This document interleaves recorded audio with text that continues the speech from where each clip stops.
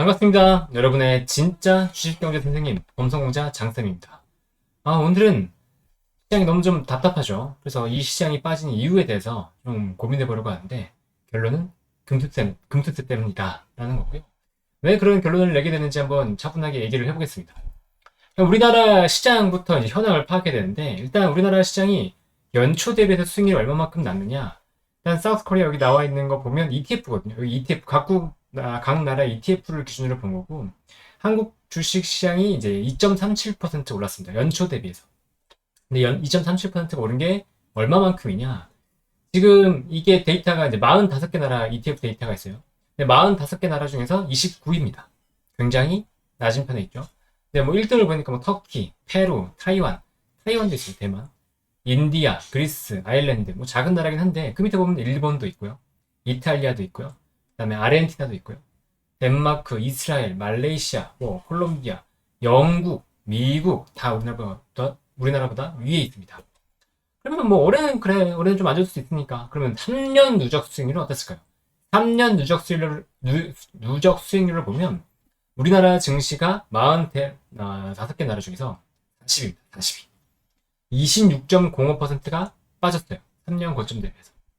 그러니까 우리나라 증시가 최근에 굉장히 안 좋았다는 걸 알 수 있죠. 다른 나라 대비해서도 굉장히 안 좋았고, 뭐 선진국 대비해서도 안 좋았고, 뭐 신흥국 대비해서도 뭐 그렇게 좋은 건 아니었고, 요걸 이제 볼 수 있는 거예요.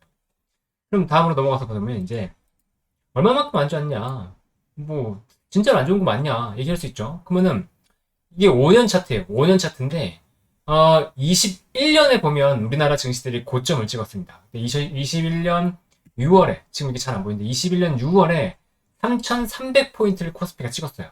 그리고 지금 얼마죠? 2,800포인트죠. 2,824포인트. 그럼 전고점까지는 한참 남았잖아요. 전고점 도달도 못했어요. 그리고 코스닥을 볼까요? 코스닥은 2021년 8월에 1000포인트를 돌파했습니다. 거의 1060포인트를 넘어섰어요. 그리고 지금 얼마죠? 822포인트. 그러니까 전고점 수준으로 아예 가지도 못하고 있어요. 그러니까 그만큼 우리 시장 코스닥은 굉장히 부진하다. 그럼 전 세계 다른 시장들도 그만큼 부진했을까? 올해는 좋았지만 뭐 우리나라만큼 다 힘들었을 거야. 그럴까요? 한번 보겠습니다.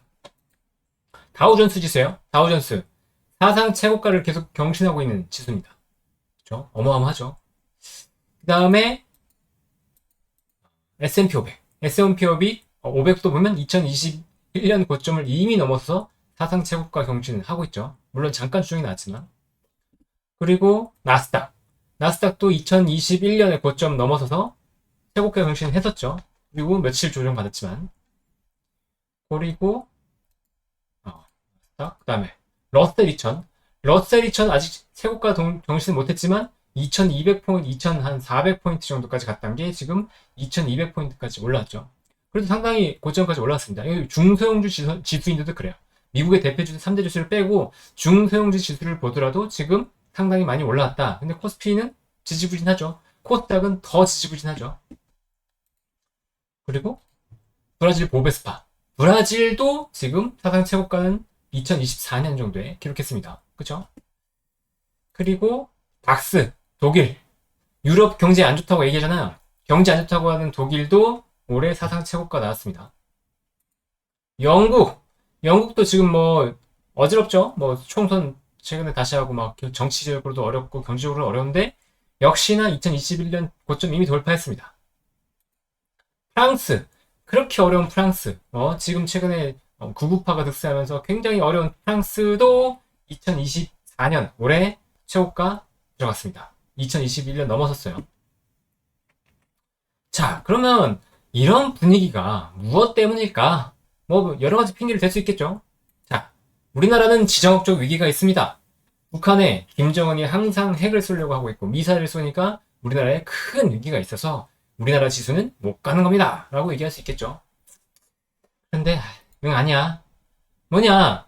이스라엘은 전쟁이 벌어졌잖아요. 전쟁이 벌어진 이스라엘이 연초 대비해서 수익률이 10.5%, 우리나라가 연초 대비 수익률이 2%. 또 대만. 지금 중국이 침략하냐 안 하냐 심각하게 얘기가 나오고 있죠. 근데 그 대만이 연초 대비 수익률이 18.73%, 우리나라 2%. 자, 지정학적 위기 때문인가요? 아니라고 볼 수 있겠죠. 이렇게 얘기했죠. 근데 이거는 지금 한일 정책 잘못하는 거고, 뭐, 원화가 약해서 그래. 원이 약한데 지금 외국이 안 들어오면 어떻게 되겠어? 라고 말할 수 있겠죠? 응, 아니야. 엔화가, 지금 이거는 엔화 대 원화예요. 엔화가 달러 대비 약세인 게 아니고, 원화 대비해서도 약세라는 게 보여주려고 갖고 온 거예요. 엔, 원 환율을 보면, 이게 내려갔잖아요. 내려갔어요. 엔이 원화보다 계속 약세였다고. 최근에 들어서야 조금 반등했지만, 엔이 원화보다도 계속 약세였다고요. 그러면, 만약에 원화가 약해서 이렇게 시장이 안 좋은 거면, 일본의 증시는 어떻게 돼야 되겠어요? 무너졌어야 되겠죠? 그런데, 아니야. 일본 증시 사상 최고가를 최근에 기록했단 말이죠. 2024년 들어서 최근에 사상 최고가를 기록했다고요. 엔화가 그렇게 약세인데 왜 강세를 보이냐는 거예요. 응? 우리나라 원화 약세를 핑계를 들려면 그렇게 돼야 된다는 거죠. 근데 아니라는 거죠. 그럼 여기 또 핑계 중에 하나가 우리나라는 주주환원 책이 약하기 때문에 이게 사람들이 빠져나갈 수밖에 없어. 이렇게 얘기할 수도 있겠죠. 응, 아니야. 올해 상반기에 자사주 소각 규모가 7.8조 원입니다. 작년 한 해 동안에 벌어졌던 게 한 5.6조 원 될 거예요. 올해 상반기에 이미 자사주 소각이 7.8조 원으로 작년 수준을 넘어섰습니다. 자사주 소각이 이렇게 잘 되고 있다고. 자사주 소각은 대표적인 주주 환원책입니다. 그리고 최근에 보면 정부가 물론 밸류 프로그램을 발표한 것도 있지만 기업들이 제가 매일 공지 보잖아요. 기업들이 배당을 늘리는 것도 굉장히 많고 분기 배당을 늘리는 경우도 굉장히 많고 앞으로 기업들을 이 사업을 어떻게 할 건지에 대한 전망치를 발표하는 경우도 굉장히 많습니다. 그렇다는 건 회사들이 점점 주주 환원 정책을 늘리고 있다는 걸 명확하게 표시하고 있는 거예요. 그런데 주주 환원 정책이 너무 약하기 때문에 우리나라 증시가 약하다? 아니야. 라고 얘기할 수 있는 거죠. 그럼 이렇게 얘기할 수 있을 겁니다. 에이, 근데 뭐 우리나라가 돈을 별로 못 벌었잖아. 뭐 우리나라 돈을 벌어야지 외화도 들고 기업도 뭐 좋아지고 하는 거 아니겠어? 근데 돈 못 벌었잖아. 아니야. 보시면 무역 수지가 작년부터 이미 돌아서가지고 무역 수지가 계속 흑자예요. 무역 수지가 흑자면 다른 나라는 오히려 적자잖아요. 근데 우리나라는 무역 수지가 이렇게 흑자다. 무역 수지 흑자의 주체는 누구다? 기업이잖아요. 기업. 그럼 기업이 수출을 잘해서 돈을 벌어왔는데 기업의 실적이 점점 좋아졌겠죠. 이런 상태에서 우리나라가 돈을 못 벌어서 우리나라 증시가 안 좋은 거다? 아니잖아요. 그죠? 그럼 여기서 뭐라고 얘기했어요? 금투세 말고 여기서 무슨 이유가 있겠냐? 금투세 이슈 때문에 우리나라 지금 슈퍼개미들이 코스닥 다 팔고 나간다니까요. 진짜 주변에서도 지금 보면 우리나라 시장 왜 해요? 코스닥 왜 해요? 미국 시장 편하게 하면 되잖아요. 미국 시장 컨셉만 가지고도 대형주 중심으로 해서 충분히 플레이할 수 있는데 우리나라 왜 해요? 라는 얘기가 절로 나온다는 거죠. 금투세 말고 코스닥 지금 약세를 설명할 이유가 뭐가 있나요? 코스피도 지금 상대적으로 부진한데 이건 뭘로 설명할 수 있나요? 이게 금투세가 생각보다 굉장히 강하게 누르고 있다는 거죠. 그럼 금투세를 누르고 있는 분은 누구시냐? 이분이죠. 진성준 의원. 민주당의 진성준 의원. 이분이 금투세 폐지? 야, 이거 논의해놓고 해보지도 않고 어떻게 미루다가 이걸 안 하려고 하냐? 이건 이해할 수 없다. 일단은 해야 된다. 라고 강조하고 계세요. 근데 이분은 뭘 이해 못하고 계신 건데 이분이 뭘 이해 못하고 계신 것 같아가지고 제가 챗 GPT한테 물어봤어요. 챗 GPT 너는 아니? 뭘 물어봤니? 너는 주식시장이 무너지면 우리나라 그러니까 정치적 경제가 어떻게 되는지 아니? 제가 이제 챗 GPT한테 물어봤어요. 챗 GPT가 이렇게 대답하더라고요. 자산 가치가 급락합니다. 그리고 기업이 자산 가치가 급락하면서 시장이 어려워지면 기업이 자본 조달하는 게 어려워집니다. 그리고 시장 전체적으로 소비와 투자가 위축이 됩니다. 그리고 금융 시스템도 이게 주식시장이 무너지면 금융 시스템도 전반적으로 굉장히 불안정해집니다. 그리고 실업률이 상승하게 될 거고 또 전반적으로 국민들의 심리적 불안감도 굉장히 높아질 겁니다. 그리고 국가 재정도 점차적으로 악화될 겁니다. 왜냐? 소비가 투자가 불안해지고 기업의 실적이 안 좋아지니까 세금은 안 걷히잖아요. 그러니까 점차 국가 재정이 악화될 겁니다. 라고 챗 GPT가 얘기하셨어요. 근데 진성준 의원님은 이걸 모르는 것 같습니다. 왜? 아니 주식시장 무너지는 거 뭐 문제 있어? 일단 주식시장 안 무너져! 라고 하는 건 제가 깼잖아요. 안 됐잖아요. 지금 코스피 안 되고 있잖아요. 코스닥이 지금 글로벌 증시가 다 되고 있는데 코스피는 아까 상위율에서 29위였고 코스닥은 진짜 바닥이야 바닥. 그런데 이 상태에서 우리나라 시장 괜찮다? 금투세 도입 안 해보고 뭘 해보냐? 이게 말이 되냐 이거죠. 그럼 이렇게 볼까요? 저는 이렇게 얘기할게요. 자, 황금알을 낳는 거위가 있는데 이걸 보면서 얘기하는 거죠. 아니 황금알을 낳는 거위 배에 가르게 놓고 배도 안 갈라놓고 뭔 얘기를 하냐. 일단 갈라놓고 얘기하자. 일단 갈라놓고 여기에 있는 황금을 다 분배한 다음에 그 다음에 얘기하면 되잖아. 근데 그럼 되나요? 그 다음에 이미 죽었잖아요. 거위가 죽어서 황금알을 추가적으로 못 넣잖아요. 계속해서 수익을 창출해서 우리의 부를 계속 불려줘야 돼. 국가의 부를 불려줘야 돼. 기업들의 행동이 위축이 된다 그러면 그거를 다시 살리는 게 쉽겠냐고. 어렵겠죠. 그러니까 그만큼 신중하게 선택해야죠. 당연히. 신중하게 해야 되는데 일단 하기로 했으니까 해보자. 일단 황금알에 낳는 거위의 배를 가르기로 했으니까 갈라보자. 이분 이 책 안 보셨나요? 어릴 때? 뭐 안 보실 수도 있겠죠. 자, 이완용, 우리나라의 대표적인 매국노 이완용 선생님이 이렇게 말했습니다. 힘없는 다리를 부축해달라고 남에게 부탁한 것이 어떻게 나라를 팔아먹은 일이라고 매도당해야 하는가? 아들아, 내가 보니 앞으로 미국이 득세한다. 너는 친미파가 되거라. 이게 사망 직전에 남긴 유언이라고 합니다. 실제로. 이거 보세요. 이분도 난 나라 팔아먹은 거 아니야. 그냥 좀 도와달라고 한 거야. 우리가 좀 어려우니까 도와달라고 한 것뿐이지. 일본에 도와달라고 한 것뿐이지. 이게 왜 나라 팔아먹으라고 한 거야. 그리고 우리나라 일본에 그렇게 넘어갔을 때 이게 우리나라가 나빠질지 안 좋아질지 어떻게 알아? 일단 일본에 손대고 손 벌리고 봐야지. 그게 맞는 거 아니야? 라고 얘기하는 거죠. 누구랑 비슷하네요. 네, 누구랑 비슷합니다. 요거 딱 보세요. 힘없는 서민을 부축하기 위해 황금알을 낳는 기업의 배를 가르는 것이 어떻게 나라를 팔아먹은 일이라고 매도당해야 하는가?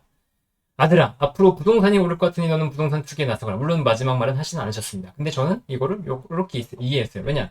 이분이 누구시냐면 진성준 의원님이 예전에 MBC의 100분 토론에 나와서 100분 토론 끝나고 나서 이제 마이크가 켜진 줄 모르고 이렇게 말했던 분이에요. 그래봤자 집값 안 떨어져. 민주당 정책에 의해서 집값이 안 떨어진다고 스스로 얘기했던 분이에요. 그래서 제가 위에 적어놨던 거예요. 어쨌건 이분이 뭐 부동산을 좋아하기 때문에 주식시장을 죽이고 싶은지 모르겠지만 우리나라의 주식시장이 부진한 건 단순히 기업 주식에 투자하는 사람들만의 문제가 아니라는 거예요. 주식에 투자하는 사람들도 손해를 당연히 보겠지만 주식시장에 있는 사람들뿐만 아니고 주식시장이 존재하는 이유 자체가 기업을 지원을 하고 결국은 자본주의 사회에서 이 국가를 지탱하는 가장 기본은 기업입니다. 이 기업이 부흥해야지 국가가 같이 부흥할 수 있어요. 그런데 이 기업을 부흥할 수 있는 시스템 자체가 주식시장에 있다는 거죠. 네, 이건 주식시장은 붕괴시켜도 상관없다. 주식시장에서 금투세 도입해도 상관없다. 라고 얘기하는 건 말이 안 된다는 거예요. 생각해보세요. 금투세를 처음에 우리가 왜 금투세 도입을 하지 않았을까를 생각해보면 주식시장을 부양하고 싶었어요. 그렇잖아요. 주식시장을 부양해야 될 이유가 있으니까 세금을 면제했던 거죠. 그래야 사람들이 들어오니까. 그러면 글로벌 시장 대비해서 한국 시장의 매력도를 뭔가 높여줬기 때문에 우리 시장으로 들어올 유인이 생기는 거잖아요. 그럼 반대로 생각해 볼까요? 지금 우리 시장에 금투세를 도입해도 되는 시점이냐?